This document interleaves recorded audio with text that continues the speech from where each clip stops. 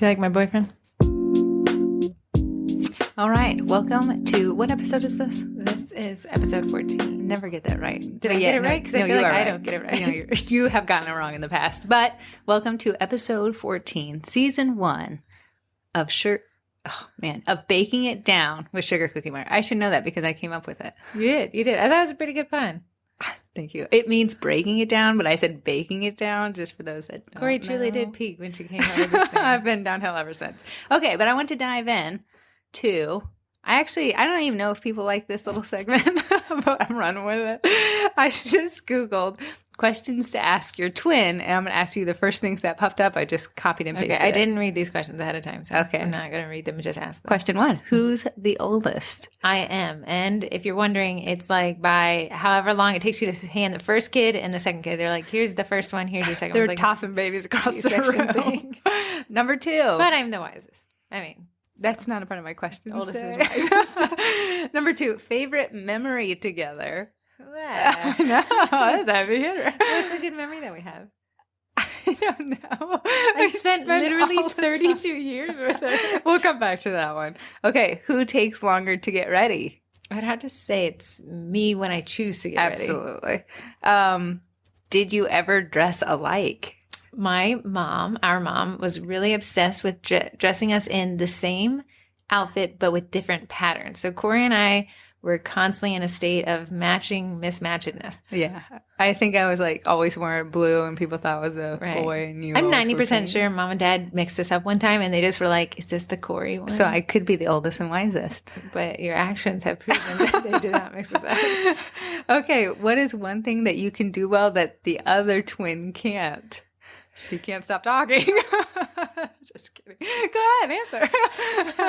I think I do more challenging things like motorcycle, skydiving, things that you don't do. Corey's more of like a- really good at binging Netflix. Okay. I can't wait till next week's questions. Do you have the same personalities? I do not think so, No. but similar. Similar. We have the same humor. Mm-hmm. Silliest question you get about being a twin? You get asked about. Oh, people ask if I feel your pain, but Corrie had a baby and I had a great day.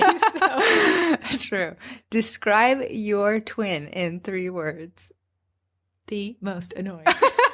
I'll take it. Speaking of, what's one thing that annoys you about your twin? Corrie and I will get to a point where we're too like annoyed at each other that we just have to leave. So it'll be like sometimes if Corrie gets super mad, she'll be like, I'm leaving. See you in a couple days. It's only a handful of times that has happened. Nicknames you have for your twin. Corrie always liked bunnies, so we called her Corkle Bun. Corbun, Corklebun, Cork. Cork, the pork in elementary school. Nobody called you Cork the pork.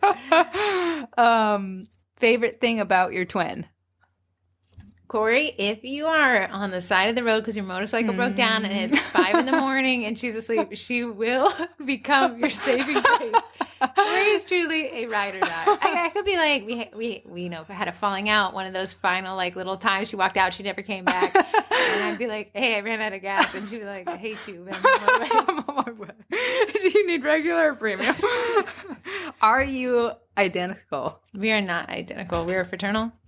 However, a lot of people, when they first meet us, cannot tell us apart. But if you get to know us, people say, I can't even see you as twins anymore. True. I guess we can only see people in small doses, so they can't tell. Or are we just one person in the podcast talking to ourselves? Oh, lower that voice before. Hello. Last question. Describe the last thing you did with your twin. Walk downstairs.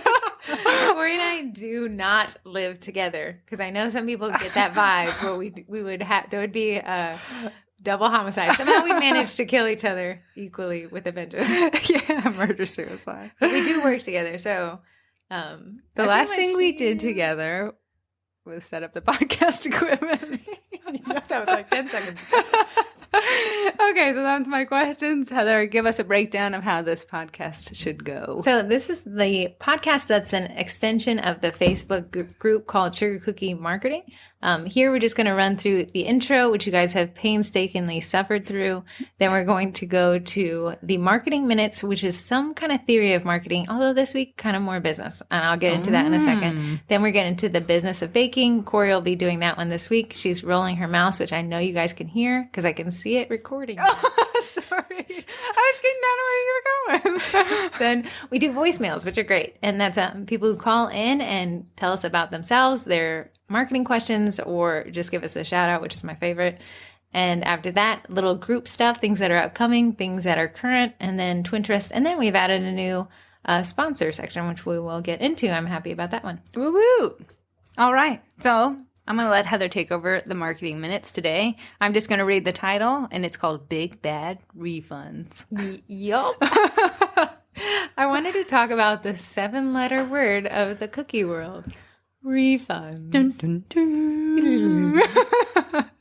Okay, this is such a hot button topic, and why I think it has actually many reasons. So I want to talk about what people perceive refunds as. I also want you to weigh in, Corrie, so don't glaze over and start scrolling on your phone. My phone. And then I want to discuss whether refunds are right for you. I kind of feel like I am like, hey, ask your doctor if refunds are right for you. Please call. Okay, so oftentimes when we hear the big bad word refund, it's translated into the client thinks I'm bad at my job. Oh, yeah. I feel like if someone says, I want a refund, they're saying, you are incompetent. Please give me my money back. Right. The client's attempting to get one over on me. Oh. Right. They just, they want to have their cake and eat it too, literally. Oh, true. Okay. The client's attempting to smear my good name. Which, if that's what you hear when you hear refunds, it internally translates to, if I refund, I admit that I am wrong. Mm-hmm. Okay, if I refund, if I give the money back, I'm telling them I'm bad at this. Yeah. Okay, if I refund them, they win and I lose.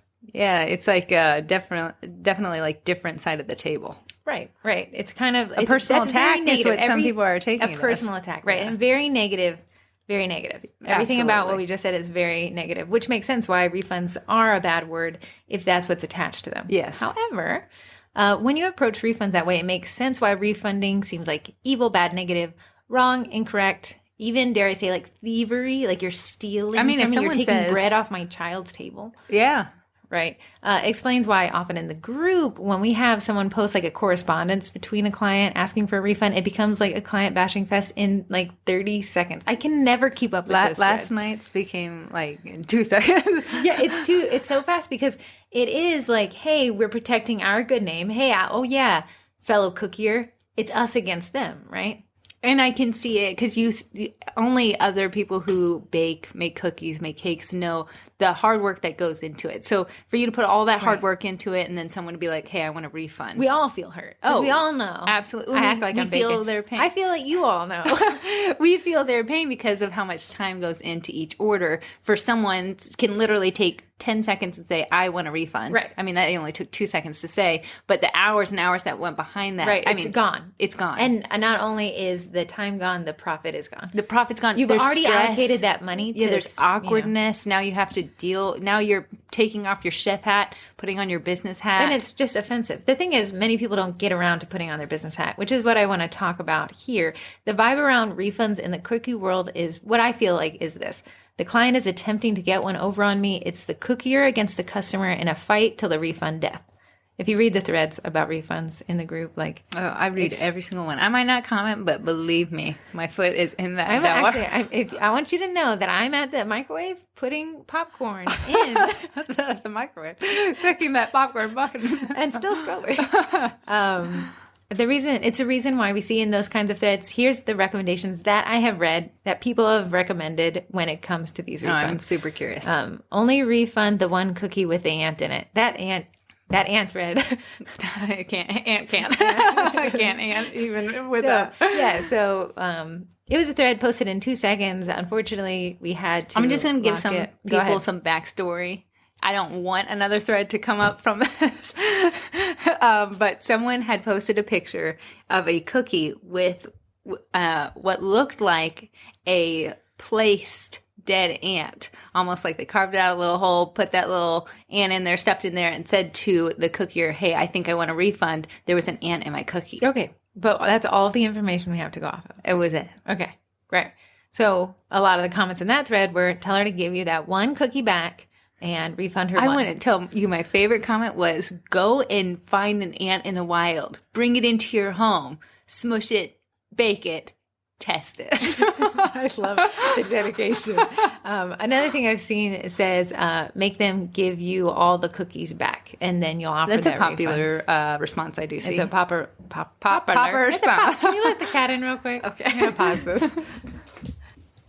So, popular response. But no, I hear people say only refund them what's left. But the funny thing is, they'll be like, oh, the client threw it away. Well, then tell them to get it out of the trash can. Tell them to regurgitate it. Well, they ate it. Well, that's how they know it tasted like soap. Okay. And then tell them no refunds and block their number. Whew. Whoa. Bridge has been burnt. No refund. New number. Who dis? Ant cookies. Who you? And then in the group earlier this week, someone had mailed cookies, and many of them were broken. I did whether they were broken in transit, which is probably what happened. But a lot of people, a few sundry people, had decided that they were intentionally broken across the middle because the cracks were too specific. And they said they broke the cookies on purpose because they wanted broken cookies in their money. I'd wager that maybe they didn't want the broken cookies. But let me move on. There's just some crazy recommendations. I love reading every single one. No, I just need the popcorn in the thread. The responses are truly kind of wild. Like, Corrie, okay, could you imagine walking into Target to return a shirt that did not fit, and Target looking you square in the eyeballs and said, maybe you should lose weight then? That's what this sounds like. Target, girl, I love you, but come on. I've seen you and your cookies. That sounds outrageous to us if Target did that. We would. Oh, I think there would be a revolt. I think, yeah, we'd all grab those little red balls at the front and roll them through the front door. Yet on our side as a business, we see refunds as evil, right? But we're so quick to return a shirt that doesn't fit. It just didn't fit. It's not that Target's an evil company or bad at their job. It just wasn't what was my expectation. People are saying it like, but I put 50 hours behind that one cookie. Right.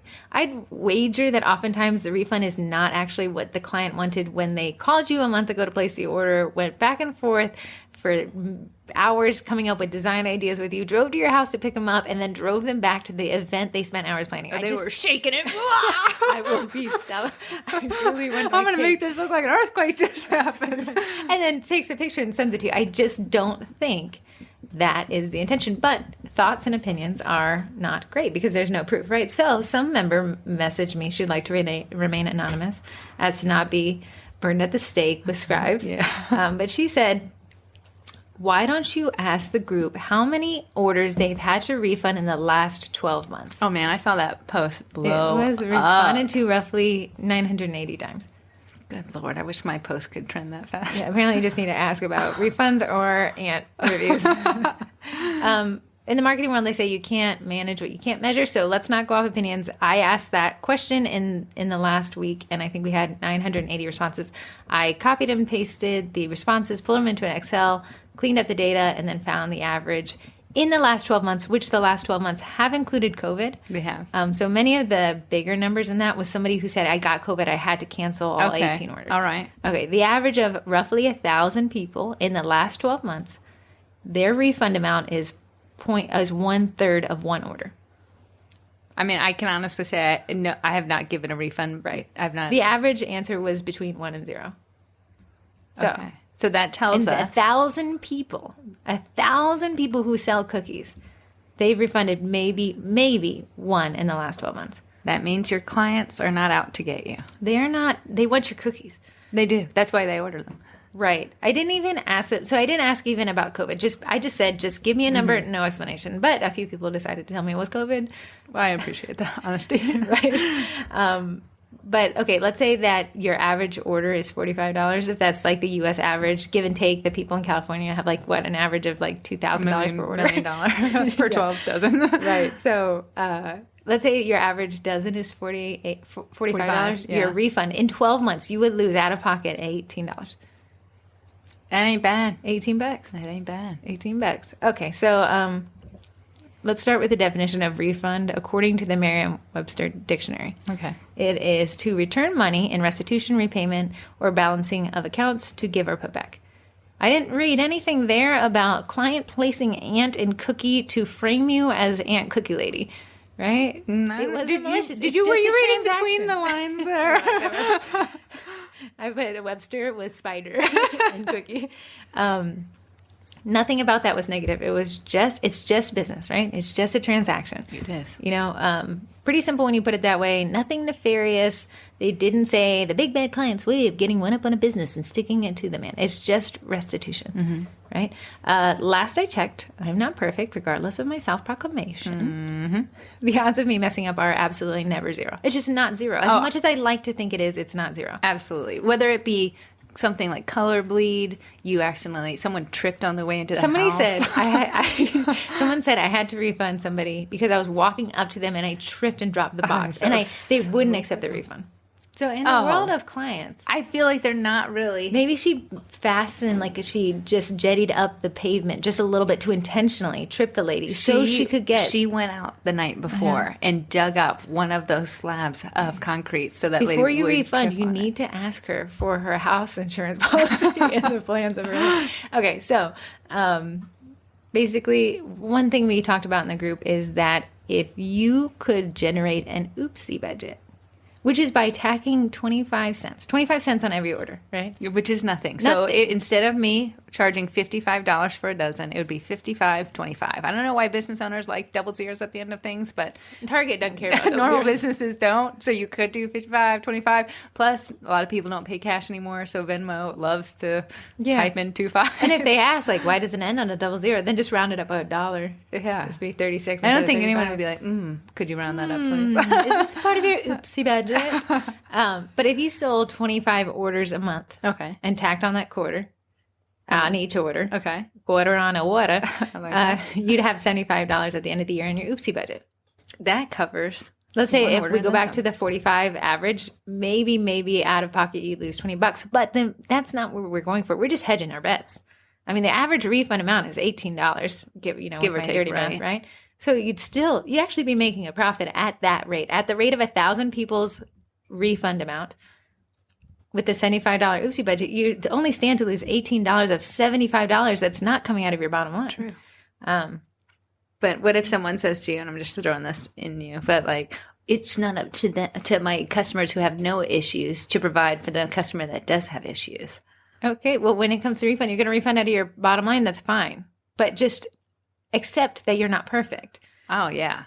Even though you didn't do wrong. Let's pretend like you didn't do wrong. Actually, I'm going to make you role play with me in a second. Oh, okay. The double benefit of offering a refund quickly, it removes the angst out of the correspondence, right? So it would be like you remove conflict completely, right? So it says, hey, this cookie tasted like soap, which is a thread that was posted yesterday. Apparently, almond extract Can go soapy on you. soapy. And then, oh, I'm so sorry. Let me refund you. I keep my kitchen clean, but not that clean. Sometimes this happens when certain batches have almond flavor in them. Oh, so you took what I thought, like you spilled the soap in there. That anxiety, like, oh, I'm going to have to tell everyone a refund because it doesn't taste good. Oh, hey, no sweat. Sometimes that can happen. No sweat. Let me credit you. You give the client a chance to rise above. Right. Right. So then you're going to say, oh, no sweat. Don't worry about it. It's probably just my taste buds. Or, oh, wow, thank you. I really appreciate it. That's great customer service. Can I tell a random story of Panera Take it away. pre-COVID? This lady used to, before COVID, sitting in Panera and listening to other people's conversations. I am someone who can go and eat alone in a restaurant with no problem. Some people do have a fear of sitting alone for some reason, but I just love listening into conversations of people I'll never meet.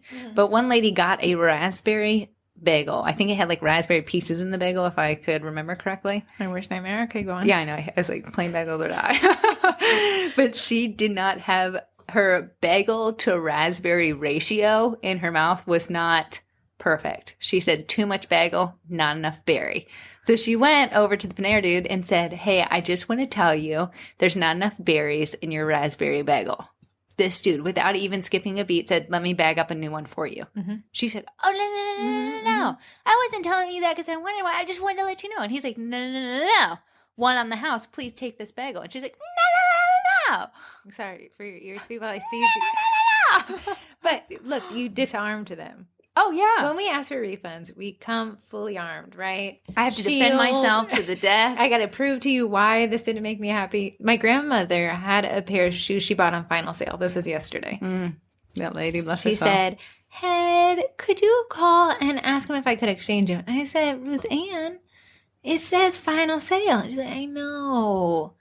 So I called the store and I said to the lady on the phone, what I'm about to tell you, whatever your response is absolutely fine with me.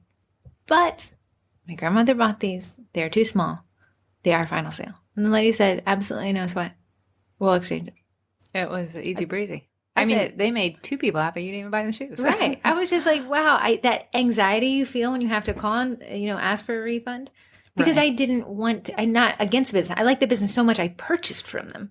Right. It just, what the product wasn't exactly what I thought it would be. So, And Heather's not saying to, like, some lady posted that she had made these cookies. The client sent the name they wanted on the cookies, but the client had spelled it wrong. In that case, that would not be something you would refund. You did not do anything wrong there. It's not like you intentionally put soap into your cookies to make them taste like soap, but client expectations were not necessarily what they expected. right. And it offends you because I put a lot of effort in here and now all this effort results in somebody still not happy. That's why the oopsie budget's great because it's not you paying for it. You've already planned for it. So it almost takes that whole defensiveness out because you've already planned for something like this to happen. And I don't think if we determine from Heather's 1,000 comments, your customers really aren't out to take money from you and rob you blind. I think they truly just wanted the cookies. And they just want whatever the expectation to be fulfilled. Right. So I always say, like, kind of race for the refund button. Like, if somebody has a little bit of like, hey, this isn't what I want. Okay, let's role play. Okay. Okay. Pretend you bought cookies from me that I don't know how to bake and you found a hair in them. Hey, Heather, totally love the cookie design, but we did bust one of those bad boys open and I found a brown hair that really resembles something that would be off your head. Maybe it's off your head. We're twins. Okay.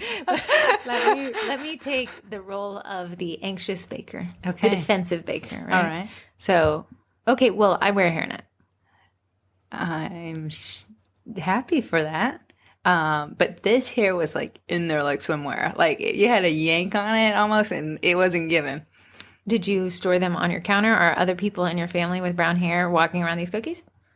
I mean, my daughter has like brownish Okay, that blondish. sounds like it could be your daughter's hair then. But like this was like in it, like baked. I understand where you're coming from. However, I wear a hairnet and it wouldn't be possible in my kitchen. I am perfect as much or like possibly. I've descended from on high to bake your cookies. It was not my hair. Okay, well, I appreciate your time here. I will never talk to you again. I will. But now you're going to go leave me a bad review. What if you posted a picture of the offending cookie? That's always up for grabs. My MO, I would just never talk to you again. Right. But My other dad's people MO out there, is I'm going I'm to gonna sue you. Just kidding. So, okay, now I'm going to be the cookier with an oopsie budget who realize I'm not perfect and I have a business mindset and I'm looking for the long-term goals of my company and not my short-term gratification of telling you where you can shove it. Okay, hey Heather, love the design. We busted one of those bad boys open and I did find what seemed to be a hair baked in there. I am so sorry. That's not something that we would ever allow in our kitchen. And if somewhere along the process that ever happened, I am mortified. Please let me give you a refund immediately. Keep the rest of the cookies if you like. I do not care, but I just know I am so sorry. Where would you like this refund sent? No, just the one cookie. Literally, all the other ones were hair free. Rejected. Oh no, please. Hey, listen, you're being happy. You trusted me here and I didn't meet the mark. And at the end of the day, that's not my goal as a business. My goal is to have a smile across your face and like hair-free teeth. Okay. Well, I do have a graduation order. I would love to give you another chance on that if that works. Beautiful. Are you sure you don't want a refund? Let me at least discount the next order. Oh my God, that would be amazing. Literally a win-win here. Yeah, I really appreciate it. And thanks for letting me know. I'll go re-inspect my kitchen and just see if there's any fail points and then we'll correct it. Please do. Here's your free dental floss. But you see that, right? Right. How if you're gonna come at me and I come back at you, we're just going to escalate. Oh, we're just growing farther apart with this big divide in between right. us. And there's times where we've had a client in our day job. I know exactly what you're talking okay, about. and she Sorry, you said you. She was Unpleasable people cannot be pleased. No. There's nothing you can say that will suddenly convince them, like, oh, yeah, you know what? You had a great point. Now I'm happy. Unhappy people are unhappy, right? So we refunded her an unwarranted $500.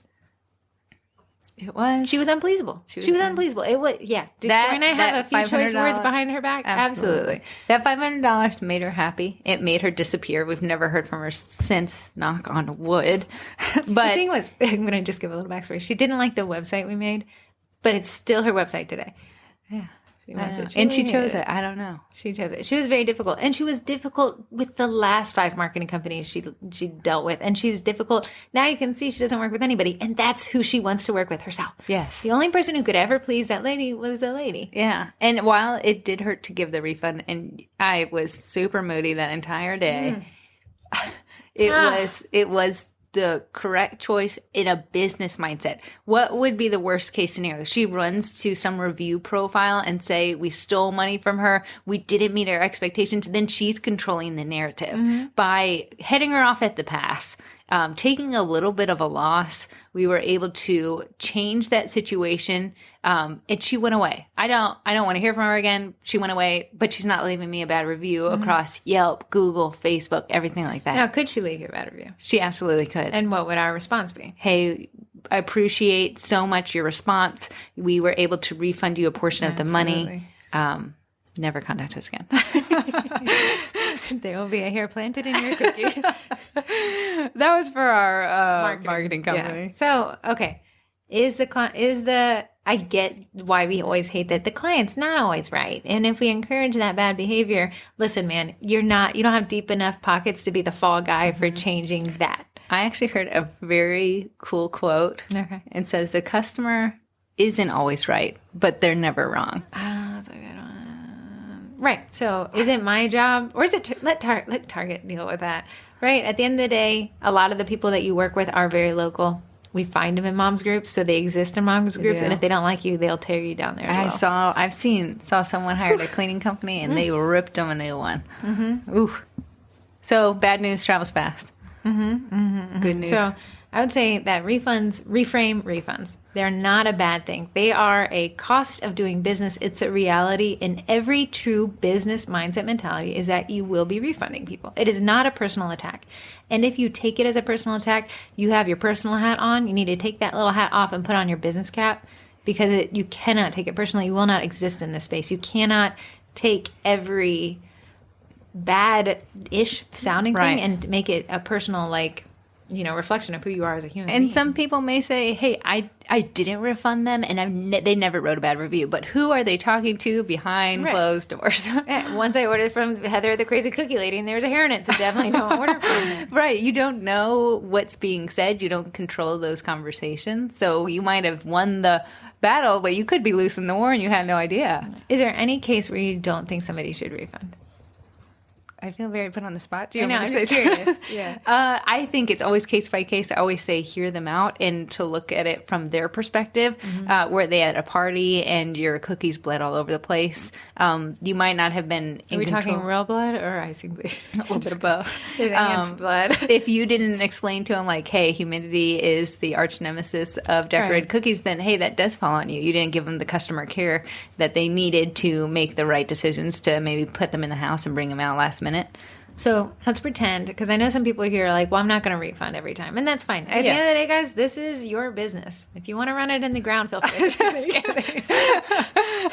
But let's say you came at me with something that I feel like, hey, honestly, this would not be a time that I feel like I should refund you. I think the response could be, hey, thank you so much for the feedback. I'll definitely look into it. However, can I offer you a discount on a future order? If you didn't feel... I wouldn't Here's the even thing. give I'm always about refunds, man. Heather is about refunds. Someone had posted in the group one time that someone said, hey, I do want to buy from you, but just so you know, you're a little bit more expensive than your competition around the area. If you lowered the price, I think you'd be able to get more. Then I would be like, well, no, I appreciate your thoughtfulness. If you charge more, you have more ability to refund and it hurt less. I know, but that would be something I don't think lower your prices because someone don't like them. Right.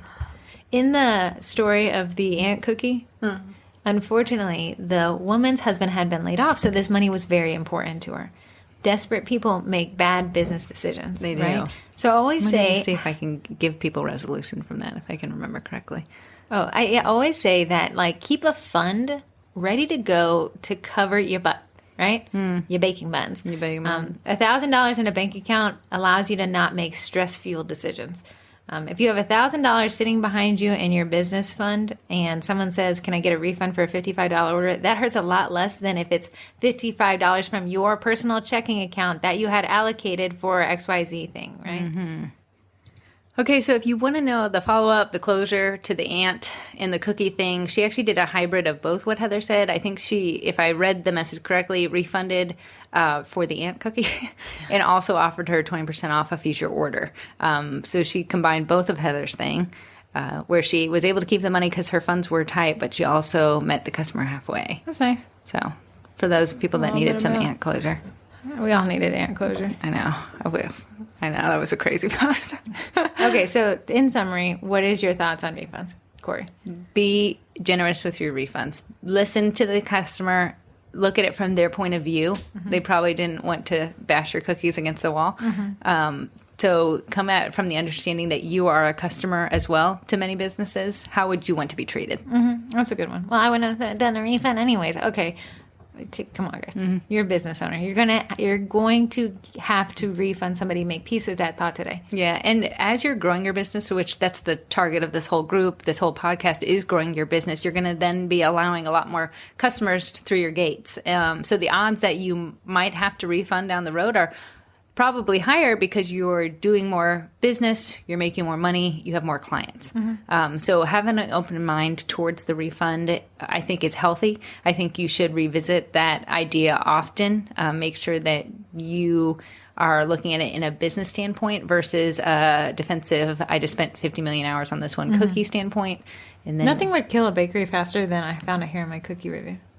I couldn't even imagine. Right. So whatever, when those ones come up, man, I would be the first. I would be typing out, dear, you, my lovingest client I've ever had. I sincerely apologize. I am currently renaming my first child after you. Yeah. Okay. Well, that's my marketing minute. So refunds, not bad. Not bad. Okay. So that means we are moving on to the business with baking. And I want this to be a candid conversation because I know some people get butthurt a little bit about it, and it's not a negative thing. But I feel attacked, but I also feel seen. Okay, good. I want to talk about, and I'm not even going to use the word training because I think people have a negative connotation to that, but teaching your customers. When we're taught something, it always is good because we learn something, right? Mm-hmm.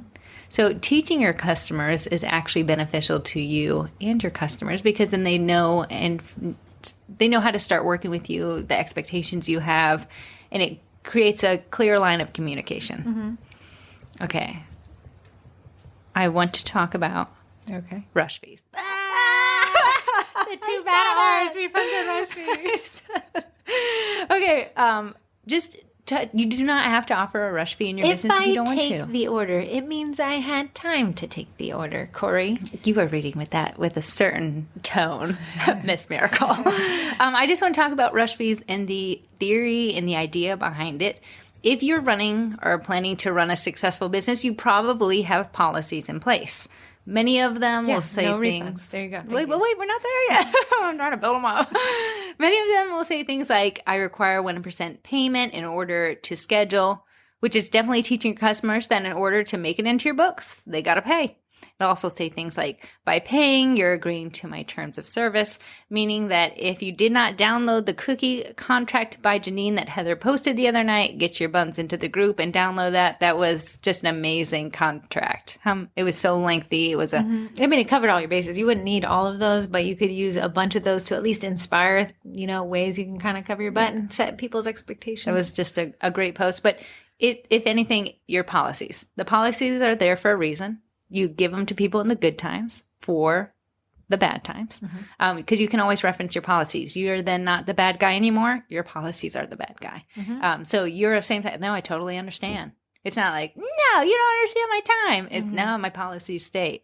A policy, many of us, is that we require a certain amount of time to book the order. Usually it's 2 weeks, and that's so we can make sure we have the cutters in place, make sure we have time on the schedule for it. And it makes sense, right? Because I have to have time.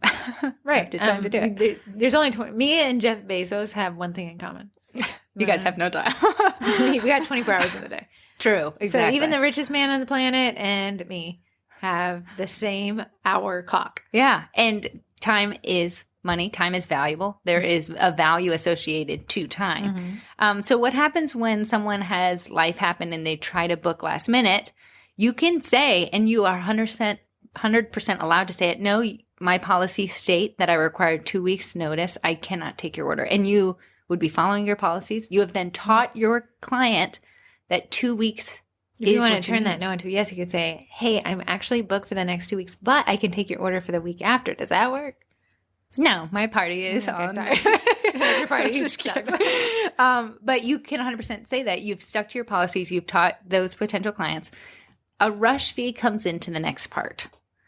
What if you could potentially take that order, but it would cost you some time with your family? You might be up late, less sleep, a little bit more stress. Everyone has a number where they're willing to do it. Whether that be $1 million or whether that be $10. There's a number at which you're like, well, I wasn't, but okay. A story of me as a customer was I only have enough time to clean the house on the weekends. I can only clean on the weekends. And there's like a certain amount of time that I can clean on the weekends before we have work. Before the Netflix binge starts? Before the Netflix binge starts. I went to go vacuum the other day and I was totally out of vacuum bags. My bad. But I was like, I'm going to kind of vacuum this weekend. So I got on Amazon and I said, girl, can I get these bags? They said for $2.99 extra, we can get it to you same day. No, that's a rush. If you can either take the order or you can't. No, I was like, take my money, give me the bags. Right. Corrie wanted the bags more than she wanted her money. That is what transactions are. And as a consumer, I was happy with the opportunity to be able to pay a little extra to get what I wanted. And that's what rush fees do. If Amazon hadn't given you that option, you would have just had a no. I would have. But you had the money. Oh no, Amazon, let me give you extra money. Let me bribe you to put me in front of everybody bags. else and give me those bags. Could I have said no to that rush fee? But you had the option to say, yeah, I'll wait. Yes, I'll pay the rush fee. Or no, I don't want to make the transaction altogether. But as a consumer, I love the opportunity that I had to choose from 3 things. Options. It wasn't a punishment. It was almost like a gift, an opportunity to get what I wanted when I wanted it. I saw once, sorry, not that I should be reading parenting techniques. I have no kids. But like I saw, they said, when it's time for your kid to go to bed, don't say, go to bed. Give them a choice, because humans love choices. Say, would you like to go to bed now or in 5 minutes? Now they've chosen their own adventure and they feel like they're a part of the process. 5 minutes. I haven't figured. But now that they agreed, okay, well, I'm willing to go to bed in 5 minutes. Okay. So everyone in the same party wins. And that's what technically a rush fee does. It provides your clients with the opportunity to get what they wanted, even though they wait to the last minute, even though they're breaking policy, and it allows you to be compensated for it. Now, Heather, this is what I read in the group comments a lot of times is, I don't charge a rush fee. If I can take the order, I'll take it. If I can't, I'll say I'm booked. But if you are anything like me, you mess up. The dough doesn't come together. Your icing bleeds. You drop your phone on a cookie trying to take a picture of it. Ants. The thing is, I don't understand, how can you say, if I can take the order, are you squeezing it in? It has to cost you somewhere. Either you're squeezing it in and you never mess up, or you're working after hours, or it's costing you family time. I'm just unsure where they're coming at with that certain part. You know what I'm saying? Yeah. Yeah. That's a good point. There's a story, I'm hoping you can pull the numbers from your brain, of a lady who charged an extremely high rush fee on a 6-inch cake. The 6-inch cake in total was $300. Right. But the reason why the client reached out was because they'd forgotten about a huge wedding anniversary, right? Yeah, it was like the next day. She needed it by the next day. Right. The client had forgotten and realized, I made a mistake, but I need this. So the person in the group said, okay, absolutely I can, but you'd be looking at a large rush fee because the turnaround is so tight. But we gave them the option to... she gave them the option, and that's what the lady wanted. I just wanted today to kind of reframe the mentality that charging fees is a negative thing, because it's actually a rush fee is a positive thing because you give your clients a choice. I either had the choice to keep my money to myself and go elsewhere. I have the choice to pay you the extra money and get what I wanted. Or I have the choice to now know that next time I need to book 2 weeks in advance to get my cookies at the price per dozen. You gave options. You didn't punish. You gave opportunity. Heather knows my son goes to a private school up where we live, and they actually teach you that if you sign your kid up for school early next year, like if I sign up now, I actually save $50 on the registration fee. How rude. But they should have just told you your kid cannot sign up. You cannot sign up till the next year. But so they're incentivizing me to sign him up. And if I sign him up past the date, there is a fee. So I am being taught that if I register him early, I save. If I register him late, I lose. It's such a common business practice. We just want, run your business however you want at the end of the day. But hey, just have more information when you make that decision, right? Know that it's not a negative thing. It's a positive thing. You're giving options to your clients. That's what your clients want. They're obviously coming to you because they need to fulfill some need in their life, has to deal with something sweet. So you can either oblige and charge them likewise, and they'll probably be happy with the opportunity, or you can say no, stand by your policies, which is also a business move. A win-win-win. A win-win-win when everybody wins, right? Amen. Okay, ready? Okay. Voicemails. Here's the first one. Heather, Corrie, it's me, Timby. Are you there? Can you hear me? Pick up. Hello? Just kidding. I know you're not there. But I said I would call in, and here I am calling in. So I don't have a question. My bad. I'm just here for the laugh.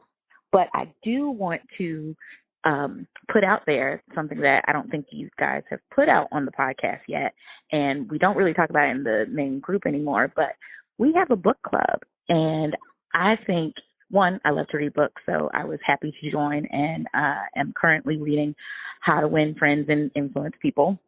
And Laura runs the group, and she does an amazing job. So for all you people out there who enjoy reading books and want to be a part of the book club, it's not, a huge time constraint, but it is very much marketing related. We read business books. They're great. We talk about them. We talk about customers. We talk about how to work with customers. And even after reading a few posts in the last how many ever months I've been in the group, I would suggest that more people read these books in how to deal with some of these things, because all these books talk about it and give great advice. So that's my plug for the Sugar Cookie Marketing Book Club, or whatever it's called. So tell people to join. Okay, thanks. Bye.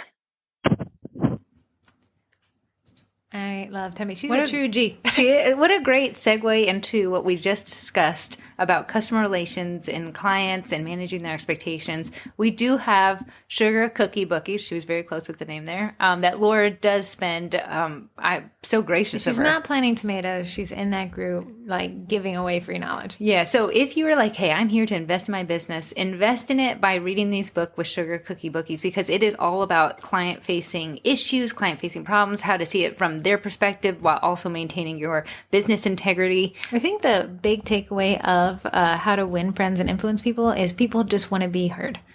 Amen.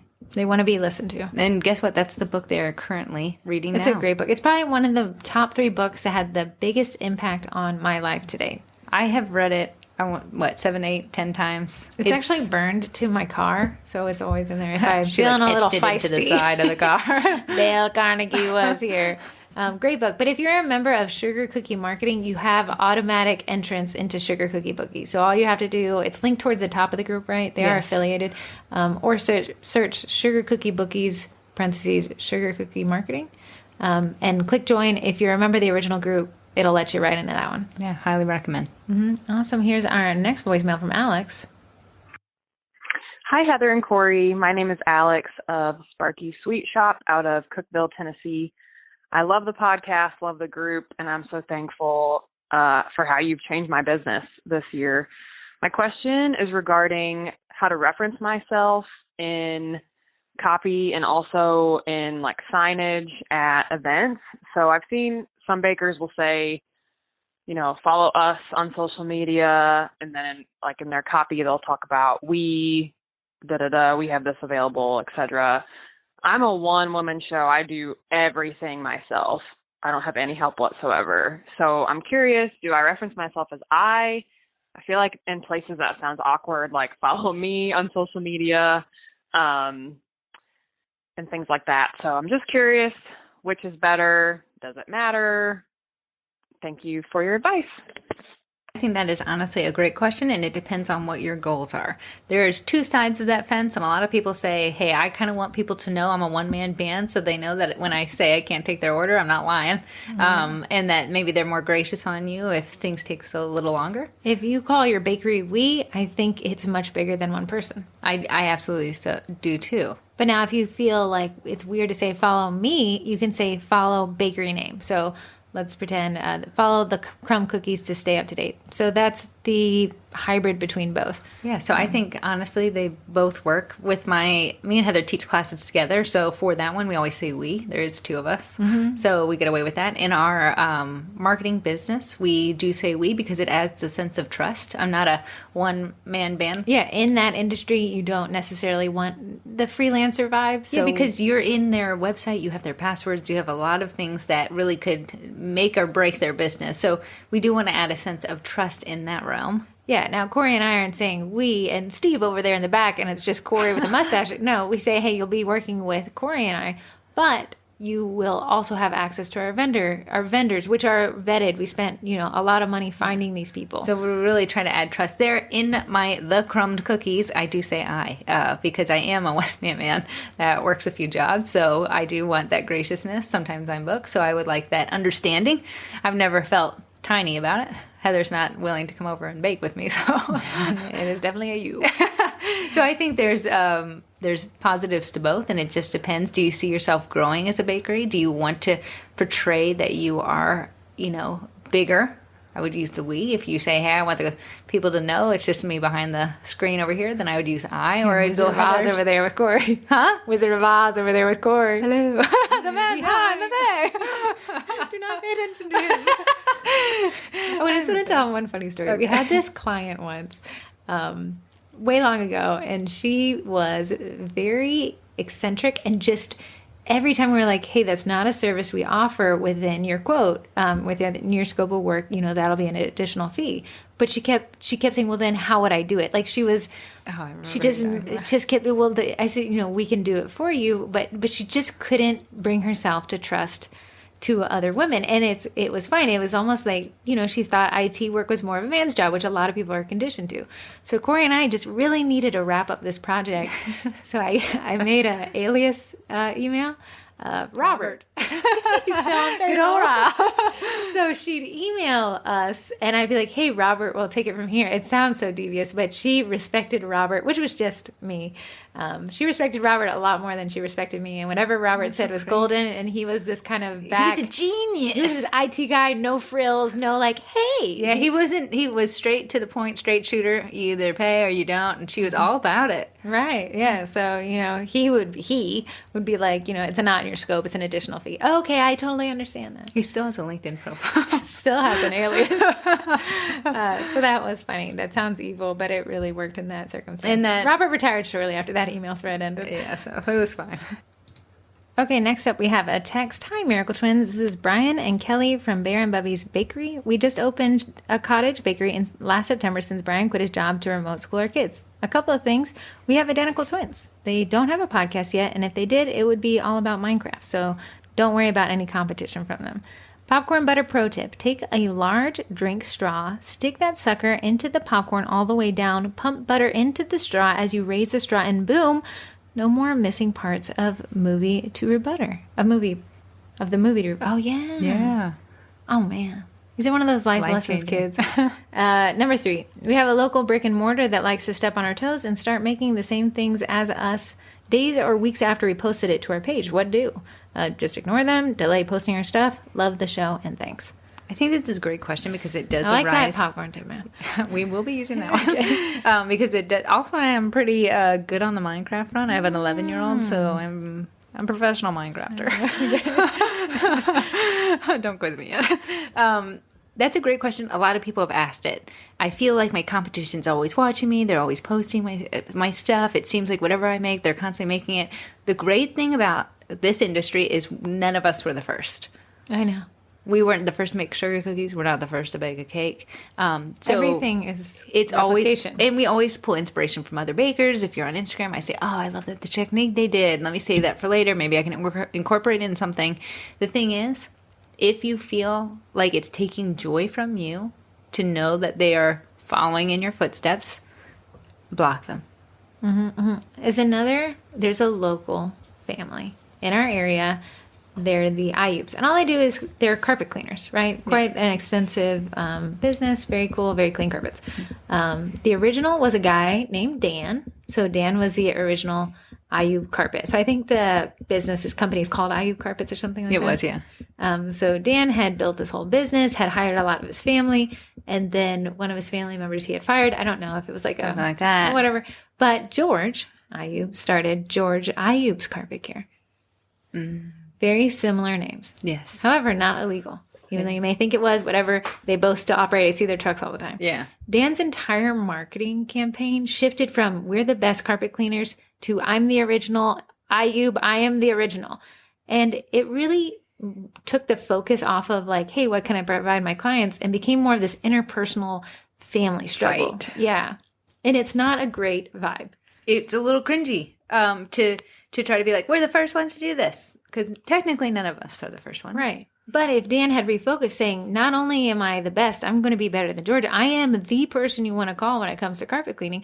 George wouldn't matter anymore. Because he would been so focused on his marketing strategies that it doesn't matter what George was doing. He is going to outmarket him. So whatever George is always 2 steps behind. Right. And your customers aren't blind to that. They're not going to be like, oh, I think, you can outmarket them and you can be, what is that phrase? Flattery is copying is the best flattery. I know what you're saying. Okay. And there's a better way to say it, but I like where your head's at and it works for me. Yeah, okay, good. Because I have sincerest form of something. Right. The word sincerest is in there. Replication? No, that's such a complicated People are going to text in the answer, I know. So that'll be good. Okay, but good. That thing is, if somebody's copying you, it means you're doing it right.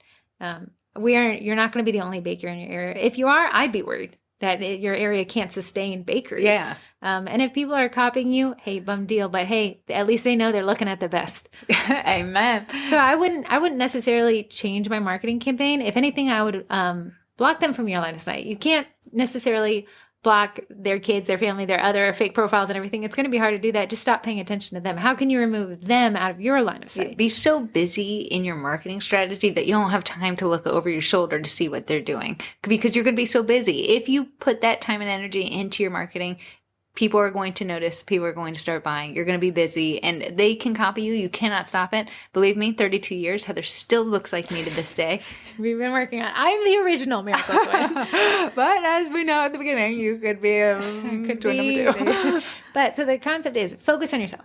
Look at what you're doing. How can you improve that by 1%? How can you improve this by 1%, this by 1%? You can't stop competition. You can only do better than competition. Heather, let me ask you a question. Go ahead. How many of our marketing competitions do we follow on social media? 0.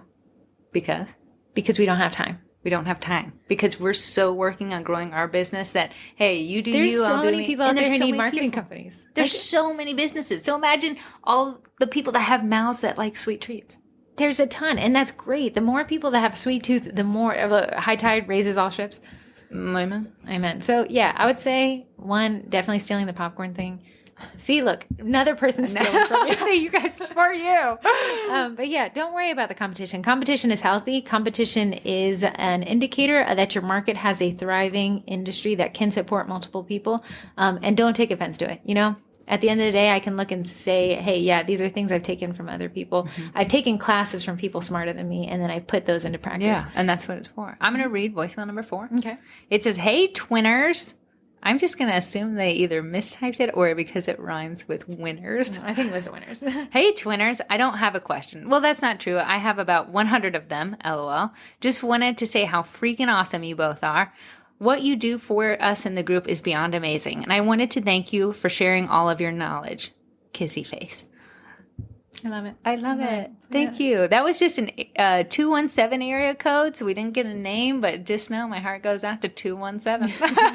All our fans out there in the 217. If you'd like to call, text, or email in, we'd love to hear from you. The phone number is 571-556-5644 or hello@sugarcookiemarketing.com, and we'll try to get to those. This is kind of my favorite part of the podcast. One, it's not our voices.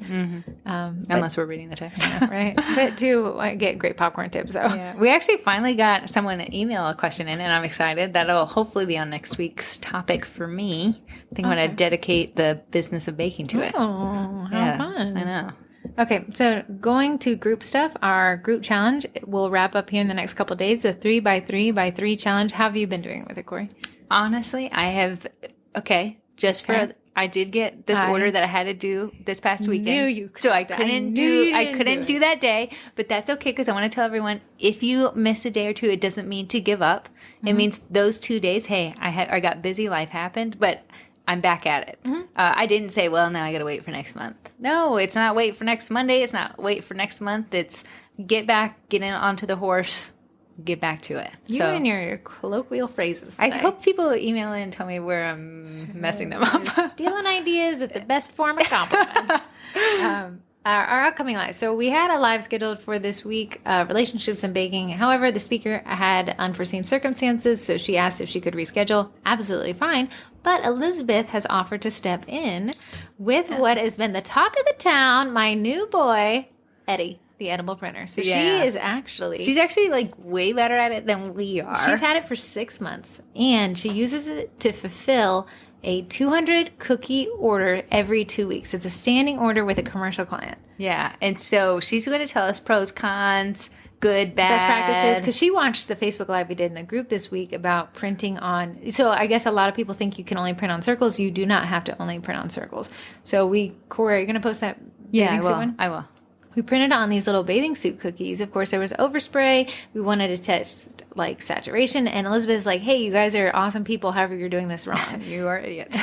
So she's going to show us how to adjust the saturation and things like that. And hey, if you wanted to buy an Eddie, this would be what you need to watch to make sure it's something that's worth it. Yeah, to see if the benefits outweighs the financial investment. Right. We'll come back to that in just a second. But that live is on Thursday, 8 p.m. 8 p.m. Eastern time. So that's this Thursday. What's today's date? The 25th. So she'll be on the 27th at 8 p.m. Okay, perfect. And I will try to help you, Elizabeth. Heather will be out of town that night, so God bless us both. In spirit. Good. Okay, might go horrendously wrong.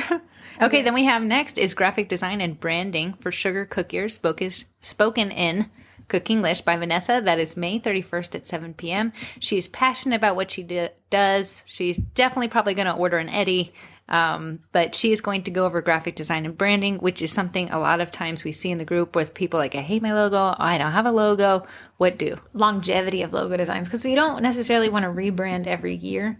A refresh is fine, but to completely overhaul everything because you don't like the look of it, start off with something you like, and that will grow with you. There. We have some past lives that were amazing. If you missed it, Courtney of Bakery Tico did Instagram marketing. She did a phenomenal job, but you can catch that. If you go up to the top of the group and go to events and then click past events, you can scroll down and find them. Heather so graciously puts the live in that group discussion so you can find it there.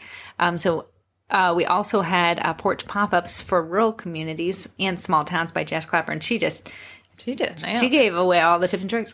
Of the Instagram marketing one, what are 2 tips that you really liked?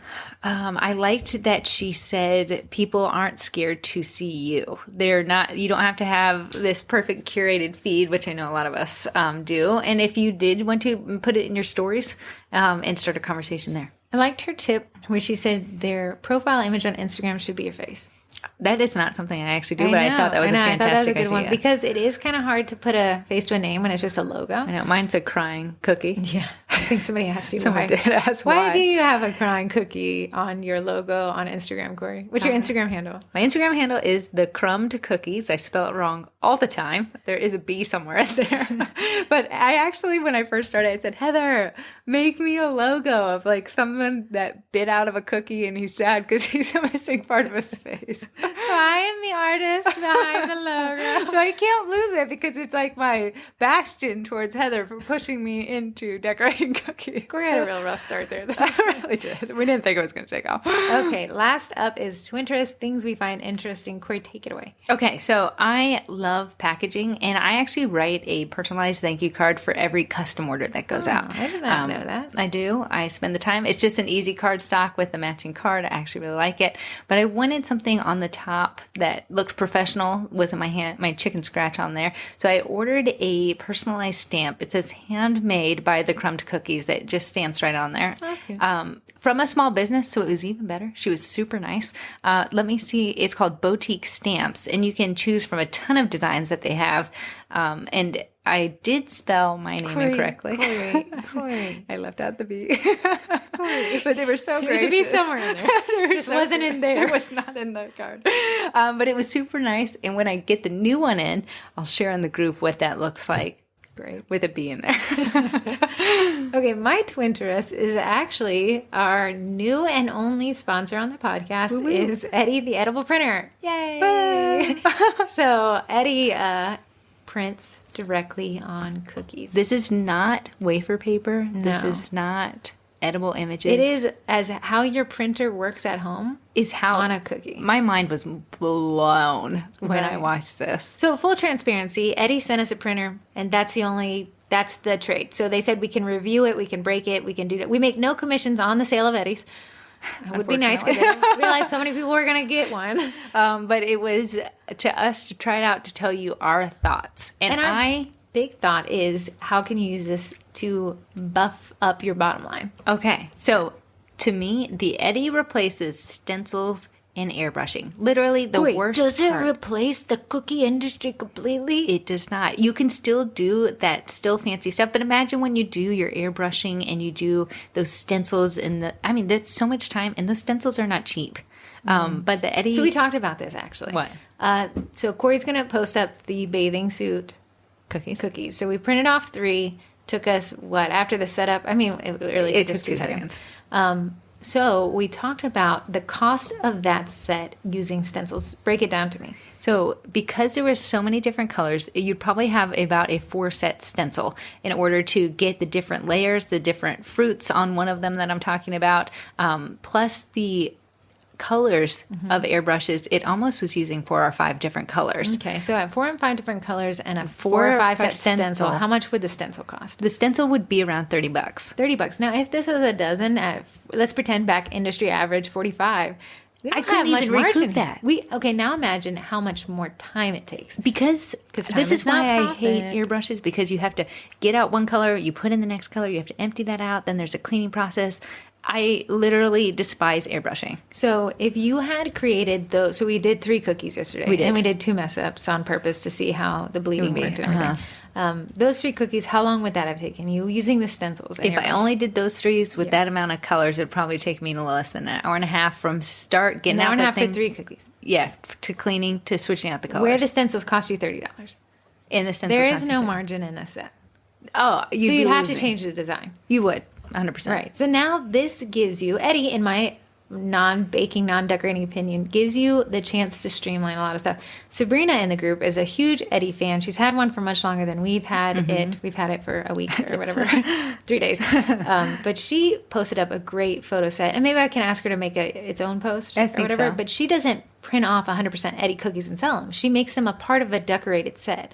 So she'll Yeah, have so think some of the Eddie backdrops. airbrushing Yeah. where you would then write someone's name over it and royal icing. That's still there. But you're still selling your very detailed royal icing, detailed cookies, and having the Eddie assist you in time management. So you cut down on the time in, and then you make more profit. Because if we know anything, time is money. Right. And Grant did a great breakdown of how they have one too. Grant and his wife. Yes, he does. They have an Eddie printer too. This is a business move. Eddie is expensive. He's not the most expensive edible printer, though. No, can I just say this one thing? People are like, now people are going to charge less because it takes less time. And that is not what I would ever recommend. We've just had bigger margins. Yeah, so instead of charging less because it takes less time, I'm going to actually keep it at the most expensive of my detailed cookies if I wanted to, and then I can recoup the cost, recoup the maintenance. Because it's not, we're not racing down to the bottom here. We have cost now associated with our new investment that you have to recoup. You have to include that in your pricing. And now commercial clients are a thing. Commercial clients could. This is where in the commercial client world, people are always like, I got a huge order. Should I discount? Not if you're hand doing this stuff. Yeah, it's still the same amount of time. However, Eddie shifts the amount of time it takes. Right. Last Christmas, a commercial client wanted 200 cookies from me, handmade. I could not do it. I had to turn it away. Could you have done it with the Eddie? Absolutely. So the client, again, we gave them an option that wasn't there before, and they got to do it. Is Eddie going to destroy any part of the cookie industry? I would say no. Because of its high cost, $2,800, the stencil industry will still exist because it is much cheaper. Yes. For especially a hobby baker. Now, if you're here to do business, you're here to make money, I would say consider watching the live, do your research. They have a Facebook group. They do. Where people tear it apart. And they say, hey, I don't like this art. And then I got to say, Primera is very involved in helping you figure out. They even said, Primera said, I was reading in the group, you can send them your cookies with your icing on it, and they'll print it and send them back to you so you can see how it looks. Oh, that's fantastic.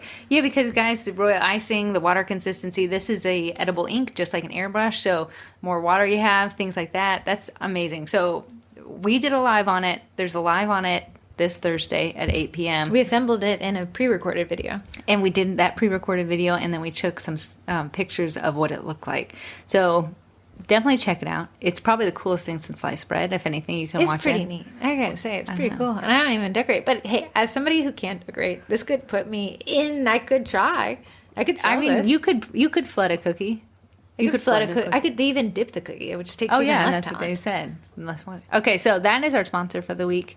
For the couple months. So you'll be hearing their name. We'll be trying to show you more things. Troubleshooting. If you buy one and if you don't, it affects us 0%. But we just want to show you what this kind of cool sponsor can provide for you if you did or didn't want to take a risk. They do have a 30-day return policy. Yeah, so get that Eddie. You can have one too. A best boyfriend you'll ever have, it says. All right, guys, that wraps us up. We appreciate you. If you have any questions, if you want to call us in, sing our praises, please. 571-556-5644. And other than that, I think that's actually, all you know what? I'd like to end with a question and see if, ending these with a question so people can text in. Have you ever had to refund, and how was that experience? Okay, so I'm expecting at least 4 people. I want you to pick up that phone. Please. Make Heather not feel alone. Okay, guys, thank you so much. All right, bye.